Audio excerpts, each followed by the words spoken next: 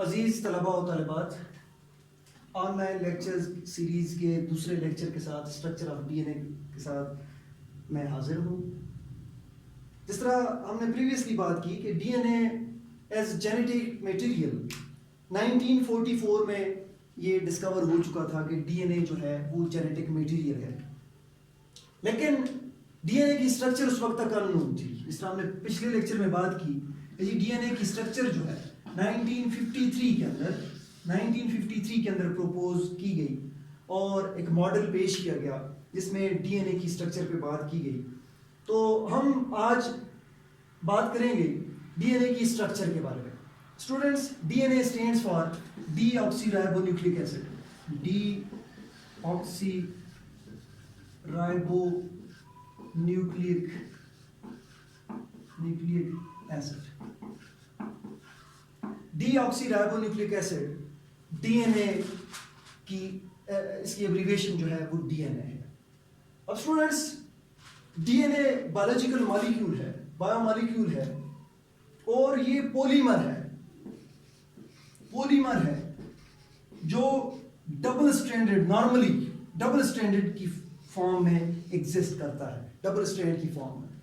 हमारे उस double strand की तरफ भी, लेकिन अगर ये पॉलीमर है तो हमने इसके मोनोमेरिक यूनिट पे बात करनी है कि डीएनए का मोनोमेरिक यूनिट क्या है। स्टूडेंट, डीएनए का जो मोनोमेरिक यूनिट है उसको हम डीऑक्सीराइबोन्यूक्लियोटाइड कहते हैं।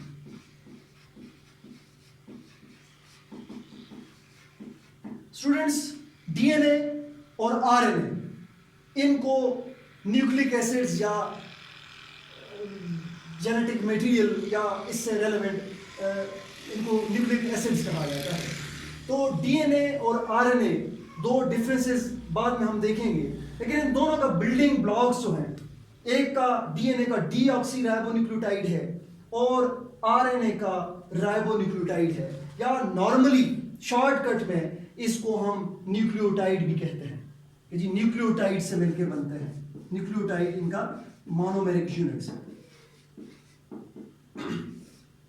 अब इस डीएनए की डिटेल स्ट्रक्चर में जाने से पहले मैं न्यूक्लियोटाइड पे बात करूंगा, और न्यूक्लियोटाइड की स्ट्रक्चर हम समझेंगे तो फिर हमें समझ आ जाएगी कि किस तरीके से मोनोमेरिक न्यूक्लियोटाइड्स आपस में कंबाइन होते हैं और हमारे पास पॉलीमर बनता है। स्टूडेंट, न्यूक्लियोटाइड 3 कंपोनेंट्स का नाम है। न्यूक्लियोटाइड 3 चीजों के कॉम्बिनेशन से बनता है हमारे पास। The first thing is a 5-carbon sugar. 5-carbon sugar. The second thing is 5-carbon sugar plus. The second thing is a nitrogenous base. Nitrogenous base. And the third thing is a phosphate. A phosphate molecule. अगर हमारे पास 5-कार्बन sugar, हम देखेंगे कि DNA और RNA में difference generate होता है इस 5-कार्बन शुगर की वजह से। तो 5-कार्बन शुगर और नाइट्रोजनस बेस जब आपस में कंबाइन होते हैं तो हमारे पास जो चीज बनती है उसको हम न्यूक्लियोसाइड कहते हैं। न्यूक्लियोसाइड, इट मींस कि nucleoside plus phosphate, nucleoside plus a phosphate is equal to a nucleotide, or nucleotide minus phosphate is equal to a nucleoside. या simply हम कहते हैं जी 5-कार्बन sugar plus a nitrogenous base plus phosphate is called a nucleotide. अब students, 5-कार्बन sugar जो यहाँ पे exist करता है वो किस फॉर्म में एग्जिस्ट करता है, और यहाँ से ही हम डीएनए और आरएनए के डिफरेंस को भी समझेंगे। डीएनए और आरएनए के स्ट्रक्चरल डिफरेंस को भी हम समझने की कोशिश करेंगे। स्टूडेंट, ये जो 5-कार्बन शुगर है दैट इज राइबोज बेसिकली राइबेन रिंग की स्ट्रक्चर है, राइबेन रिंग लाइक स्ट्रक्चर। तो हमारे पास जो 5-कार्बन शुगर को नॉर्मली पेंटोज कहा जाता है। ये एक पेंटोज है, लेकिन इसकी जो रिंग स्ट्रक्चर है वो एक और मॉलिक्यूल जिसको राइबेन कहा जाता है, राइबेन रिंग से मिलती है, इस वजह से उसको हम शुगर के एंड में ओज लगाते हैं तो राइबेन की निस्बत से राइबोज शुगर इसको हम कहते हैं। इसमें अगर हम बात करते हैं इसकी स्ट्रक्चर की तो कार्बन है, जिस तरह आप सबको पता है कि शुगर क्या है जी, कार्बोहाइड्रेट्स है। It means they have carbon, hydrogen and oxygen in their structure. Carbohydrates इस वजह से इनको कहा जाता है। और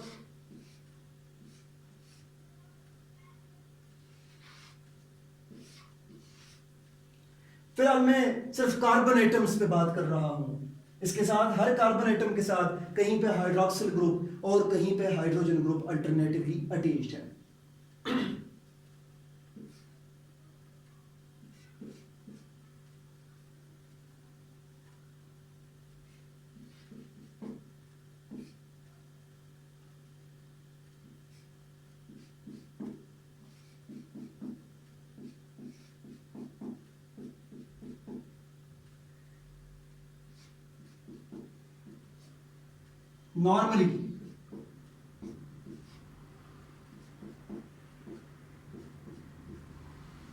नॉर्मली ये हमारे पास 5 कार्बन शुगर मॉलिक्यूल है।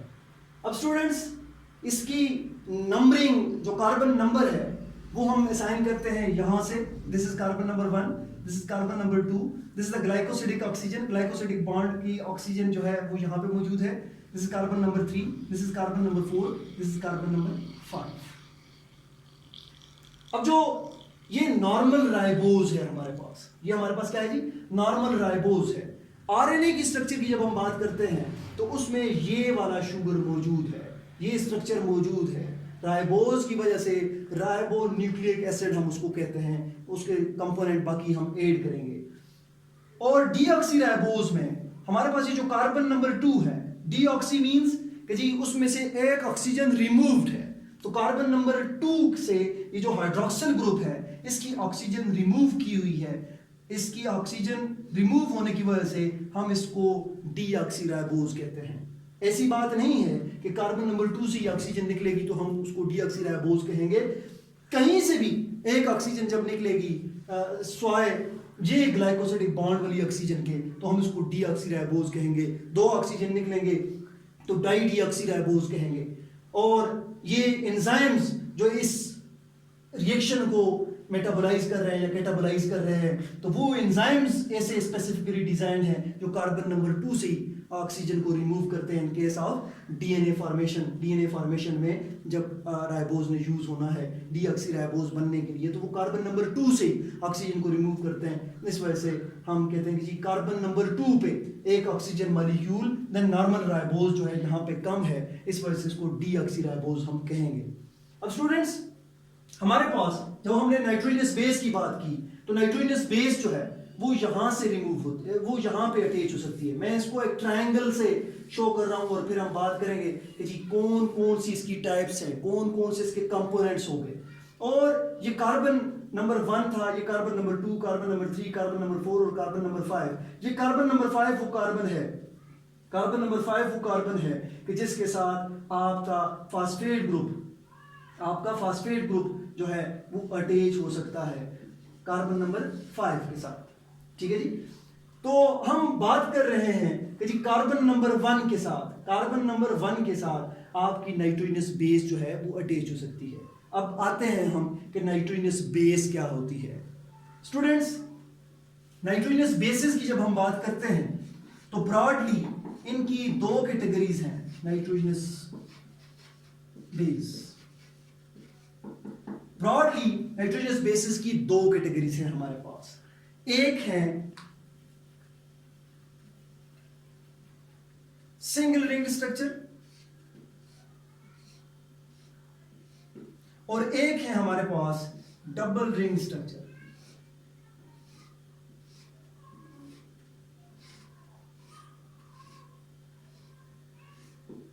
रिंग नजर आ रहा है स्टूडेंट्स? ये बात जहन नशीन कर लें कि ये दोनों किस्म की नाइट्रोजनस बेसिस जो हैं ये ऑर्गेनिक मॉलिक्यूल्स है। और ऑर्गेनिक मॉलिक्यूल्स की कंस्ट्रक्शन के अंदर इस तरह आप सबको पता है कि जी कार्बन और हाइड्रोजन का बड़ा इंपॉर्टेंट रोल होता है।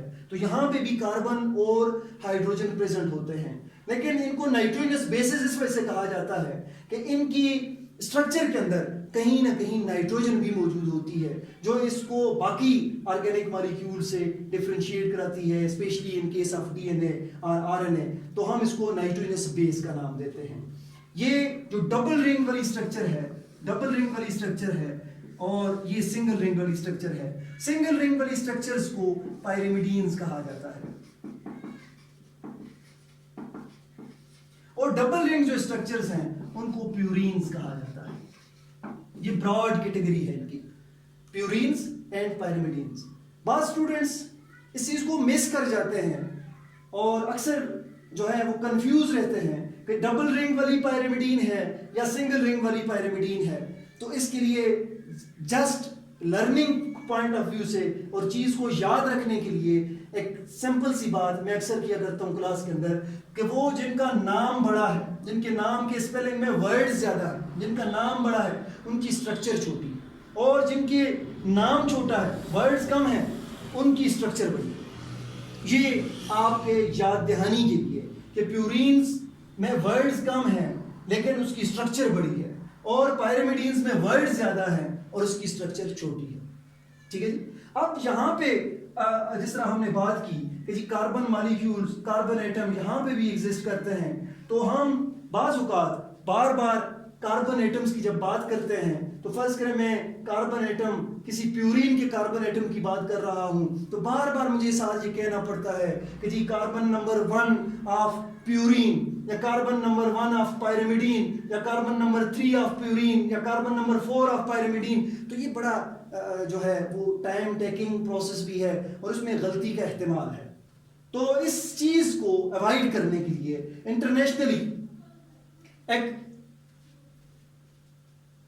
प्रोसीजर डेवलप किया गया है कि जिसमें हम ये कहते हैं कि ये जो शुगर मॉलिक्यूल के कार्बन्स हैं इनको हम प्राइम से शो करते हैं। फर्स्ट करें 1 प्राइम, अक्सर आपने देखा होगा 1 प्राइम में कहीं पे भी डीएनए की स्ट्रक्चर में या डीएनए से रेलेवेंट सब्जेक्ट के अंदर कहीं पे भी 1 प्राइम की बात कर रहा हूं, it means I am discussing about carbon number 1 of the sugar molecule. मैं कहीं पे बात कर रहा हूं जी 2 प्राइम, तो मैं carbon number 2 of the sugar molecule in DNA बात कर रहा हूं। कार्बन नंबर 3 की बात कर रहा हूं तो 3 प्राइम लिखूंगा, कार्बन नंबर 4 की बात कर रहा हूं तो 4 प्राइम लिखूंगा। साथ मुझे फिर एक्सप्लेन करने की जरूरत नहीं है कि जी carbon number 4 of the sugar molecule, 4 prime मैंने लिख लिया तो इसका मतलब ये कि I am discussing about the 4th carbon of the sugar molecule. 5 prime लिख लिया तो इसी तरीके से। और ये जो शुगर जो हमारे पास नाइट्रोजनस बेसिस है, नाइट्रोजनस बेसिस के कार्बन नंबर्स को शो करने के लिए हम डबल प्राइम वर्ड यूज करते हैं। डबल प्राइम, मैं 1 डबल प्राइम कहीं पे भी लिख रहा हूं तो इसका मतलब है कि जी मैं carbon number 1 of the nitrogenous base की बात कर रहा हूं। मैं कहीं पे 3 डबल प्राइम लिख रहा हूं तो इसका मतलब है कि मैं carbon number 3 of the nitrogenous base की बात कर रहा हूं। मैं कार्बन कहीं पे 5 डबल प्राइम लिख रहा हूं तो मैं carbon number 5 of the nitrogenous base की बात कर रहा हूं। मैं carbon number 5 of the sugar molecule की बात नहीं कर रहा। इस मॉलिक्यूल की बात मैं तब करूंगा जब मैं सिंगल प्राइम के साथ ऊपर एक लाइन खींच के जब लगाऊंगा, तो इसका मतलब है कि मैं उस कार्बन के बारे में बात कर रहा हूं। क्लियर है जी?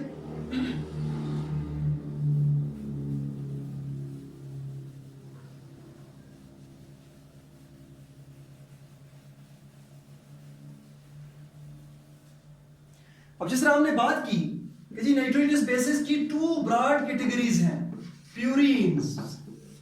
प्यूरीन्स मैंने कहा नाम छोटा है, इसकी स्ट्रक्चर बड़ी है, डबल रिंग स्ट्रक्चर।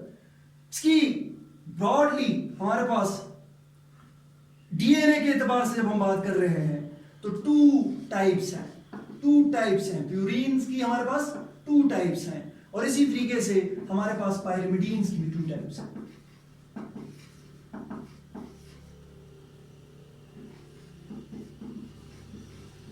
इसको मैं टाइप कहूं या इसको सब कैटेगरी कहूं या इसकी कंपोनेंट्स की बात करूं, तो प्यूरीन्स जो है 2 नाइट्रोजनस बेसिस जो है वो प्यूरीन है और 2 नाइट्रोजनस बेसिस जो है वो पायरिमिडीन है। स्टूडेंट नॉर्मली आपने प्रीवियस क्लासेस में, मैट्रिक में और एफएससी में ये पढ़ा कि जी एडेनिन,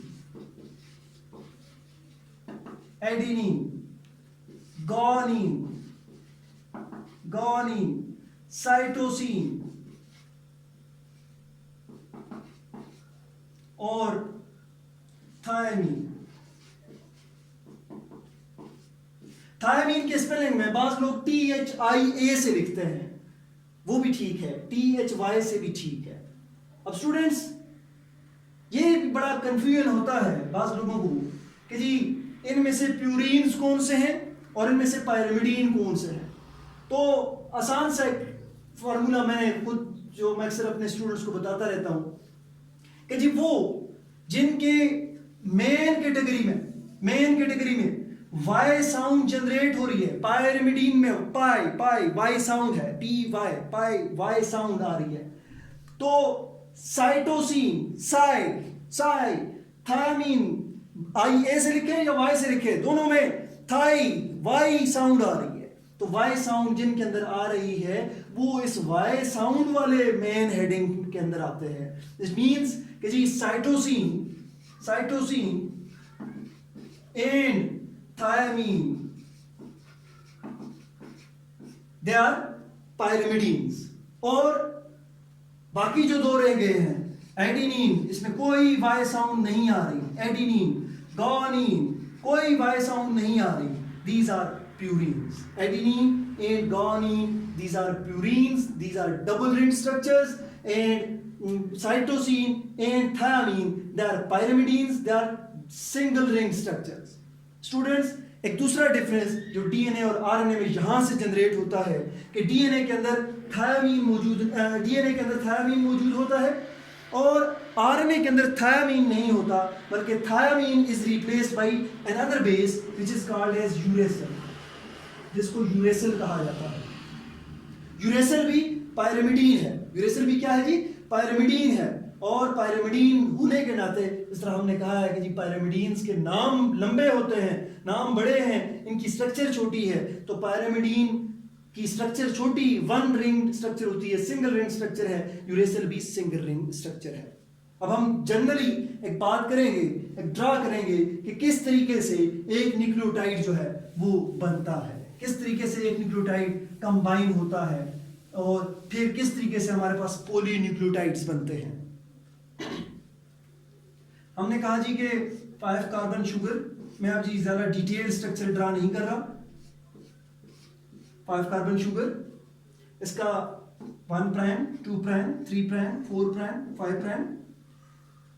कार्बन नंबर 1 ये वो पॉइंट है जहां पे नाइट्रोजनस बेस कंबाइन होती है। आइदर एडेनिन हो सकती है, थायमीन हो सकती है, गुआनिन हो सकती है या साइटोसिन हो सकती है। इन चारों में से कोई एक nitrogenous base in case of DNA इनमें से एग्जिस्ट कर सकती है। चारों की चार इकट्ठी नहीं हो सकती, या तो यहाँ पे एडेनिन होगा या थायमीन होगा या गुआनिन होगा या साइटोसिन होगा। चौथी, इन चारों के अलावा कोई भी न्यूक्लियोटाइड यहाँ पे नाइट्रोजनस बेस यहाँ पे एग्जिस्ट नहीं कर सकती। और इसी नाइट्रोजनस बेस की वजह से, इसी नाइट्रोजनस बेस की निस्बत से हम इस पूरे न्यूक्लियोटाइड को भी नाम देंगे, ठीक है जी। और कार्बन नंबर 5 वो कार्बन है कि जिसके ऊपर फास्फेट ग्रुप आगे अटैच होता है। ये आपके पास एक पूरा क्या बन गया है जी, न्यूक्लियोटाइड। अब स्टूडेंट्स, किस तरीके से एक न्यूक्लियोटाइड दूसरे न्यूक्लियोटाइड के साथ कंबाइन होता है। ये एक न्यूक्लियोटाइड है, हम आते हैं एक दूसरे न्यूक्लियोटाइड की तरफ।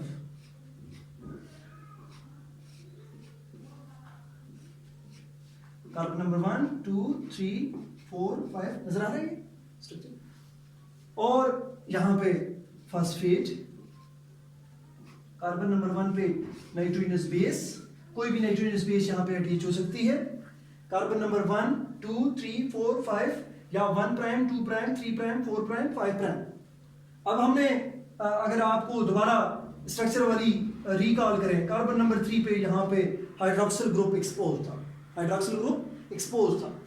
हुआ यूं कि कार्बन नंबर 5 पे एक हाइड्रोजन ग्रुप एक्सपोज्ड है। ये हाइड्रोजन ग्रुप इंटरेक्ट करता है with this hydroxyl group in, और एक रिएक्शन होता है जिसको हम कंडेंसेशन रिएक्शन कहते हैं, जिसमें वाटर मॉलिक्यूल फॉर्म होता है। दो बायोलॉजिकल मॉलिक्यूल, दो बायोमॉलिक्यूल्स आपस में कंबाइन हो रहे हैं, और आपने देखा होगा कि जिसमें वाटर मॉलिक्यूल एक्स्ट्रा रिलीज होता है और इस रिएक्शन को हम कंडेंसेशन रिएक्शन कहते हैं। आपके पास कंडेंसेशन रिएक्शन होता है, लेकिन ये बात ज़हन नशीन करनी है आपने कि carbon number 3 of the first nucleotide that has combined with the carbon number 5 of the incoming nucleotide या second nucleotide। या मैं कहता हूं कि जी 3 prime carbon या 3 prime carbon has combined or has joined itself with 5 prime carbon। 3 prime carbon ने 5 prime carbon के साथ अपने आप को जोड़ा है, और जोड़ने में जो चीज हेल्प कर रही है that is this phosphate. Water molecule release हो चुका है, फास्फेट इनको जोड़ने में हेल्प कर रहा है। फास्फेट की मुख्तलिफ स्ट्रक्चर जो हैं वो प्रपोज्ड हैं कि किस तरीके से अपने आप को, मैं सबसे सिंपलेस्ट बात करूंगा, सबसे सिंपलेस्ट आपको समझाने की गरज से कि जी आपको ये बात समझ आ जाए कि किस तरीके से फास्फेट जो है वो अटैच हुआ। तो स्टूडेंट्स, आपने ये एफएससी के अंदर पढ़ा कि जब भी कोई दो कार्बन चेन्स के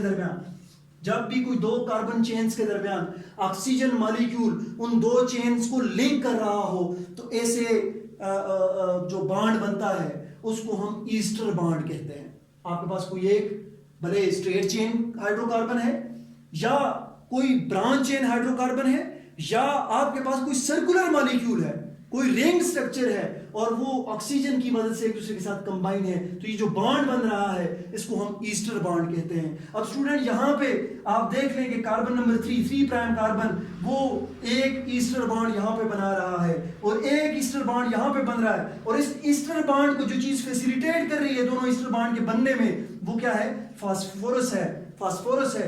तो इस बॉन्ड को, इस फास्फोरस की निस्बत से दो ईस्टर बॉन्ड जहां पे बनते हैं उसको डाई ईस्टर कहा जाता है, डाई ईस्टर। और इस फास्फोरस की प्रेजेंस की वजह से इस बॉन्ड को हम क्या कहते हैं? फास्फोडाइस्टर बॉन्ड कहते हैं, फास्फोडाइस्टर बॉन्ड। इसका मतलब ये हुआ कि एक nucleotide with in the chain, अभी हम चेन और इस पे बात ही नहीं की हमने, कि एक न्यूक्लियोटाइड जब दूसरे न्यूक्लियोटाइड के साथ जुड़ता है तो जो चीज इनको जोड़ती है, जो ग्लूइंग मटेरियल है, जो इनके दरमियान एल्फी का काम कर रहा है, वो बॉन्ड है। कौन सा बॉन्ड है जी? फास्फोडाइस्टर बॉन्ड है, कि जो फास्फोरस और दो ऑक्सीजन की प्रेजेंस की वजह से जनरेट होता है।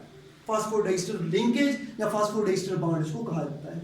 अब हमने स्टूडेंट्स ये बेसिक स्ट्रक्चर समझ लिए, और जितने भी न्यूक्लियोटाइड्स ने सब्सिक्वेंटली अब कंबाइन होना है, हर न्यूक्लियोटाइड जो आखिरी आपका जो न्यूक्लियोटाइड है उसके कार्बन नंबर 3 के हाइड्रोक्सिल जो ग्रुप यहाँ पे रिलीज्ड है, या हाइड्रोक्सिल ग्रुप जो एक्सपोज्ड है, ये हाइड्रोक्सिल ग्रुप इनकमिंग न्यूक्लियोटाइड के हाइड्रोजन ग्रुप के साथ, कार्बन नंबर 5 के हाइड्रोजन ग्रुप के साथ मिलके कंडेंसेशन रिएक्शन करेगा और चेन इलांगेशन होती रहेगी। अब स्टूडेंट्स, इस केस में आपने देखा कि यहाँ पे जो कार्बन एक्सपोज्ड है दैट इज 5 प्राइम कार्बन, और 2 न्यूक्लियोटाइड हो, 100 न्यूक्लियोटाइड हो, 1000 न्यूक्लियोटाइड हो या लाख न्यूक्लियोटाइड हो, आखिर पे जो भी न्यूक्लियोटाइड आएगा उसका जो एंड एक्सपोज्ड होगा that will be 3 prime and या हाइड्रोक्सिल ग्रुप, ये एक्सपोज हो रहा होगा। 3 प्राइम नजर आ रहा है लिखा हुआ, 3 प्राइम एंड या हाइड्रोक्सिल ग्रुप। तो हम कहते हैं कि जी हमारे पास जो चेन इलांगेशन होती है,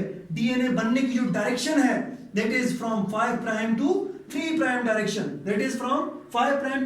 डायरेक्शन, तो होपफुली आपको समझ आ गई होगी कि 5 प्राइम का क्या मतलब है। ये 5 प्राइम है और इससे 3 प्राइम की तरफ चलती रहती है, 5 प्राइम से 3 प्राइम की तरफ। या हम यूं कहते हैं कि जी इस 5 प्राइम पे चूंकि आपको पता है फास्फेट ग्रुप है, तो हम कहते हैं फास्फेट टर्मिनल से 3 प्राइम पे क्या प्रेजेंट है? हाइड्रोक्सिल ग्रुप प्रेजेंट है। तो हम कहते हैं फास्फेट टर्मिनल से हाइड्रोक्सिल टर्मिनल की तरफ जो चेन इलांगेशन की डायरेक्शन है वो होती है। तो ये बड़ा इंपॉर्टेंट पॉइंट है, इसको आपने की पॉइंट के तौर पे आज नोट करना है कि chain elongation with in the nucleotide, जब पॉलीन्यूक्लियोटाइड बनते हैं, भले वो आरएनए के हों या डीएनए के हों, उनमें जो चेन इलांगेशन है that is in the direction of 5 prime to 3 prime, 5 prime से 3 प्राइम की डायरेक्शन में बनती है। जहां पे हम जो है अपने आज के लेक्चर को खत्म करते हैं और हम हाजिर होंगे next Watson and Crick model of DNA के डबल स्ट्रैंडेड स्ट्रक्चर का जो मॉडल उन्होंने पेश किया है वो किस तरीके से था, उस पर हम बात करेंगे। शुक्रिया।